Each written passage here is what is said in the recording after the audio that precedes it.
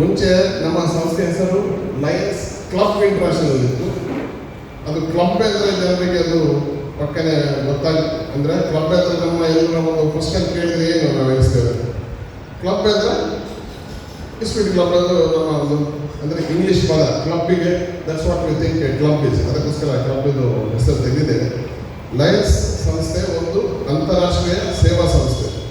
Lions is an international service organisation. ಇದರ ಧ್ಯೇಯ ಎಷ್ಟು ಜನರಿಗೆ ಕರೆಕ್ಟಾಗಿ ಗೊತ್ತುಂಟು ನನಗೂ ಗೊತ್ತಿಲ್ಲ. ಇದರ ಧ್ಯೇಯ ಮಾನವ ಕುಲ ಸೇವೆಯಲ್ಲಿ ಜಾಗತಿಕ ನಾಯಕರಾಗುವ ಒಂದು ಧ್ಯೇಯ. So the vision of Lions International is to be the global leader in humanitarian service. It is so simple. ಮಾನವ ಕುಲದಲ್ಲಿ ಜಾಗತಿಕ ನಾಯಕರಾಗುವ ಒಂದು ಹಂಬಲ ನಮ್ಮ ಅಂತಾರಾಷ್ಟ್ರೀಯ ಸಂಸ್ಥೆ. 200 ದೇಶಗಳಲ್ಲಿ ಈ ಸಂಸ್ಥೆ ಉಂಟು. ಸುಮಾರು 1.4 ಮಿಲಿಯನ್ ಅಂದರೆ 14 ಲಕ್ಷ ಸದಸ್ಯರು ಈ ಸಂಸ್ಥೆಯಲ್ಲಿದ್ದಾರೆ. ನಾನು ಅದರಲ್ಲಿ ಒಬ್ಬ, ನೀವು ಅದರಲ್ಲಿ ಒಬ್ಬರು. So we are all members of this international organisation where the importance is given to each and every member. ಪ್ರತಿಯೊಬ್ಬ ಸದಸ್ಯನಿಗೆ ನಾವು ಮಹತ್ವ ಕೊಡುವುದು ಈ 14 ಲಕ್ಷ ಸದಸ್ಯರ ಒಂದು ಸಂಸ್ಥೆ ನಮ್ಮ ಲಯನ್ಸ್ ಅಂತಾರಾಷ್ಟ್ರೀಯ ಸಂಸ್ಥೆ. ನನ್ನ ಪ್ರಥಮ ಪ್ರಶ್ನೆಗೆ ನಾನು ಉತ್ತರ ಕೊಡಲಿಲ್ಲ. ಮೆಲ್ವಿನ್ ಜೋನ್ಸ್ ನಮ್ಮ ಅಂತಾರಾಷ್ಟ್ರೀಯ ಸಂಸ್ಥೆಯ ಸಂಸ್ಥಾಪಕರು. ಅವರು 1917ರಲ್ಲಿ 1917 ಅಮೆರಿಕದ ಶಿಕಾಗೋದಲ್ಲಿ ಈ ಸಂಸ್ಥೆ ಹುಟ್ಟಾಕಿದ್ದು. ಈ ಸಂಸ್ಥೆ ಹುಟ್ಟುವಾಗ ಈ ಸೇವಾ ಸಂಸ್ಥೆ ಆಗಿರಲಿಲ್ಲ. It was association of business clubs. ಹಲವು ಬಿಸ್ನೆಸ್ ಕ್ಲಬ್ಸ್ಗಳು ಒಟ್ಟಿಗೆ ಕೂಡಿ ಅವರ ಒಂದು ಸಂಸ್ಥೆ ಮಾಡಿದರು.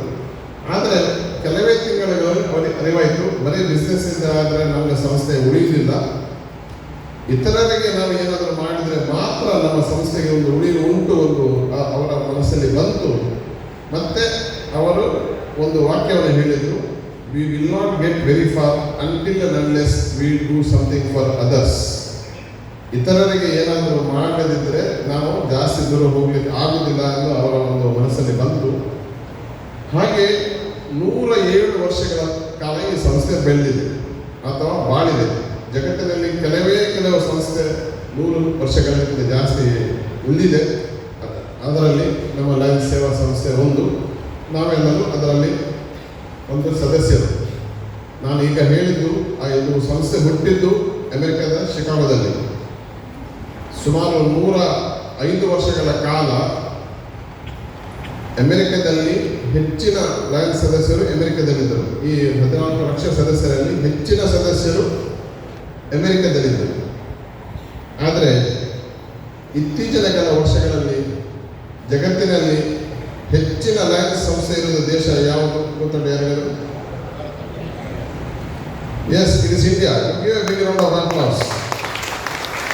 We are the number 1 country in the world as far as the Lions membership is concerned. ಇದಕ್ಕೆ ಕಾರಣ ಹಲವು ಇದೆ. ಅಲ್ಲಿ ಸ್ವಲ್ಪ ಮೆಂಬರ್ಶಿಪ್ ಕಮ್ಮಿ ಆಯಿತು, ಇಲ್ಲಿ ತುಂಬ ಜಾಸ್ತಿ ಆಯಿತು. ಈಗ ಕಳೆದ 10 ವರ್ಷಗಳಲ್ಲಿ ನಮ್ಮ ಸಂಸ್ಥೆ ಏರುತ್ತಾ ಇದೆ, ಇನ್ನೂ ಸಹ ಏರ್ತಾ ಉಂಟು. ಈ ಸಂಸ್ಥೆ ಮತ್ತು ಸಂಖ್ಯೆ ಬಲ ಜಾಸ್ತಿ ಆಗುವಾಗ ಅದರ ಒಟ್ಟಿಗೆ ಒಂದು ಜವಾಬ್ದಾರಿ ಕೂಡ ಬರ್ತದೆ. We are no doubt the biggest country as far as Lions membership is concerned, but along with that comes a greater responsibility. ಇನ್ನೊಂದು ವಿಷಯ ಅಂದರೆ ಕಳೆದ 107 ವರ್ಷಗಳಲ್ಲಿ ಬರೀ 3 ಜನ ಭಾರತೀಯರು ಅಂತಾರಾಷ್ಟ್ರೀಯ ಅಧ್ಯಕ್ಷರಾಗಿದ್ದಾರೆ. Only 3 people have become the international president over the last 107 years. ಆ 3 ವರ್ಷಗಳಲ್ಲಿ ಈ ವರ್ಷ ಒಂದು, this year is 1 year where an Indian is the international president, and incidentally he shares my name. That's a coincidence. ಅವರು ಅರವಿಂದ್ ಪಾಲ್ ಸಿಂಗ್, ನಾನು ಅರವಿಂದ್ ಶೆನೆ ಅಷ್ಟೇ.